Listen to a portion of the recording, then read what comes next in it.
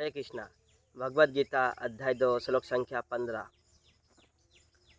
यम ही न बथयन्ति यते पुरुषं पुरुषरीषभ सम दुख सुखम धीरम स अमृतत्वय कल्पते। हे पुरुष श्रेष्ठ, जो पुरुष सुख तथा दुख में विचलित नहीं होता और इन दोनों में समभाव रखता है वह निश्चित रूप से मुक्ति के योग्य है।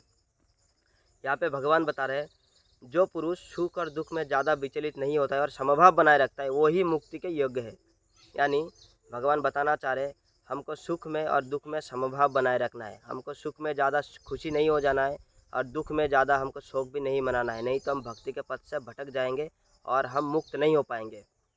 यानी सुख और दुख दोनों ही भक्ति के पथ पे यानी आत्मा साक्षात्कार के पथ में हमें बाधा सृष्टि कर सकते हैं। वो कैसे? जैसे मान लीजिए कोई भक्त बनता है तो उसको फैमिली वाले उसको बहुत दुख देते हैं, उसको चिढ़ाते हैं, आस पड़ोस वाले उसका दोस्त उसको चिढ़ाते हैं कि भक्त बन गया, सीखा रख रहा है, टीका लगा रहा है, तिलक लगा रहा है, कंठी माला पहन रहा है, क्या बन गया, तू पागल हो गया है, सब कुछ छोड़ दे, माँ बाप को खिला, माँ बाप का सेवा कर, परिवार का सेवा कर, शादी कर, बीवी को पालो, बच्चे को पालो। ऐसा बहुत सारे उसको ताना मारेंगे, देख हमको देख, हमारे जैसा बन, तू भी क्या पागल जैसा कर रहा है। तो उसको मानसिक कष्ट पहुँचता है।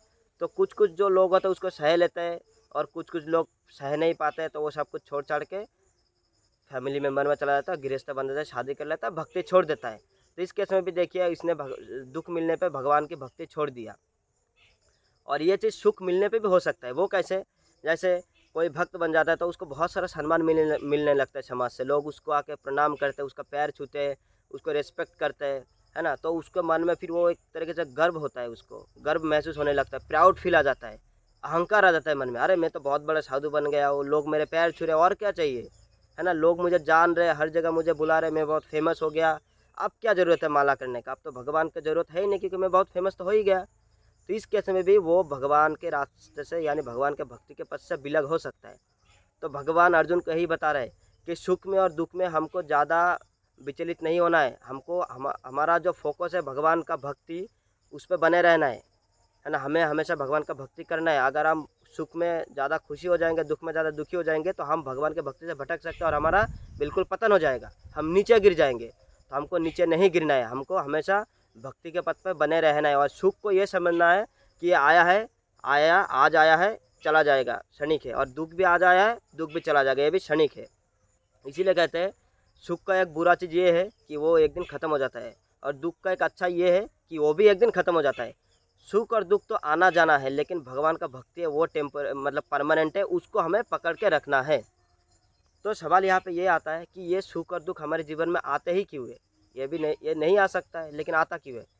ये इसीलिए आता है, जैसे मान लीजिए हम कोई बड़ा पोस्ट के लिए इंटरव्यू देने जाते हैं, तो क्या हमारे इंटरव्यू बहुत सिंपल होने वाला है?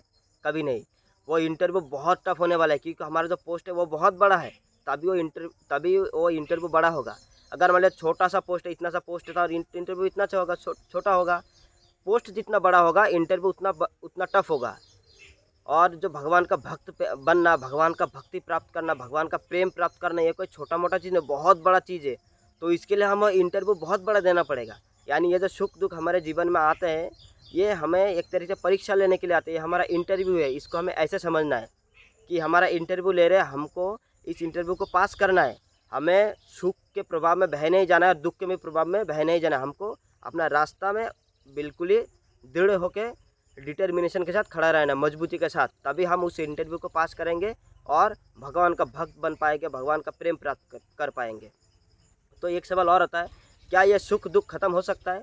नहीं, ये सुख दुख कभी ख़त्म नहीं हो सकता, क्योंकि ये जो माया का संसार है ये सुख दुख और सुख देने के लिए बनाया गया है। इसीलिए इसको कहते हैं अशाश्वतम दुखालयम। यानी यहाँ पे आपको दुख मिलेगा ही मिलेगा, और ये टेम्पररी है, अशाश्वतम यानी शाश्वत नहीं है। तो हमको दुख तो मिलेगा ही मिलेगा, लेकिन इसको हमको सहना है। जैसे मान लीजिए जैसे नदी है, नदी का बहाव इस तरफ जा रहा है और हम अगर बहाव के साथ जाएंगे तो हमको कोई तकलीफ़ नहीं होगा।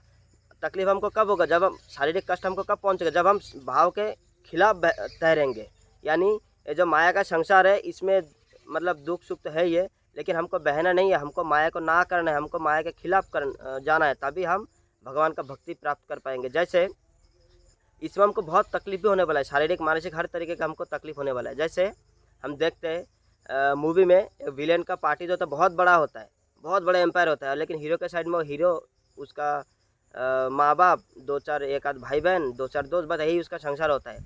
लेकिन वो हीरो को हमेशा विलेन तकलीफ देता है, क्योंकि वो हीरो विलेन के खिलाफ खड़ा होता है, वो गलत को ना कहता है।